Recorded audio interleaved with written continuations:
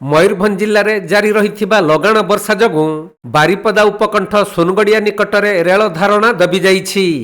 ତେଣୁ ଟ୍ରେନ୍ ଚଳାଚଳ ସମ୍ପୂର୍ଣ୍ଣ ଠପ୍ ହୋଇଯାଇଥିବା ବେଳେ ଟ୍ରାକ୍ ତଳୁ ମାଟି ଧୋଇ ହୋଇଯାଇ ପ୍ରାୟ 50 ମିଟର ରେଳ ଧାରଣା ଦବି ଯାଇଥିବା ଦେଖିବାକୁ ମିଳିଛି।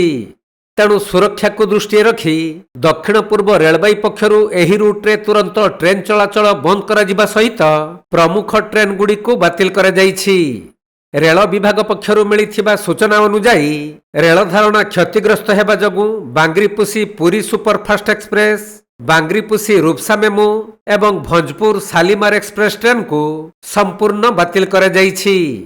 ତେବେ ହଠାତ୍ ଟ୍ରେନ୍ ଚଳାଚଳ ବାତିଲ ହେବା ଫଳରେ ଶହ ଶହ ଯାତ୍ରୀମାନେ ବିଭିନ୍ନ ଷ୍ଟେସନରେ ଫସି ରହି ହଇରାଣ ହରକତ ହେଉଥିବା ସୂଚନା ମିଳିଛି। ଏପଟେ ରେଳବାଇର ଇଞ୍ଜିନିୟରିଂ ଓ ବୈଷୟିକ ଟିମ୍ ଘଟଣାସ୍ଥଳରେ ପହଞ୍ଚି ଯୁଦ୍ଧକାଳୀନ ଭିତ୍ତିରେ ମରାମତି କାର୍ଯ୍ୟ ଜାରି ରଖିଛନ୍ତି। ରେଳ ଧାରଣା ସମ୍ପୂର୍ଣ୍ଣ ସଜଡ଼ା ନ ହେବା ପର୍ଯ୍ୟନ୍ତ ଏହି ରୁଟ୍ରେ ଟ୍ରେନ୍ ଚଳାଚଳ ସ୍ୱାଭାବିକ ହେବା ସମ୍ଭବପର ନୁହେଁ ବୋଲି ରେଳବାଇ ପକ୍ଷରୁ ସ୍ପଷ୍ଟ କରାଯାଇଛି।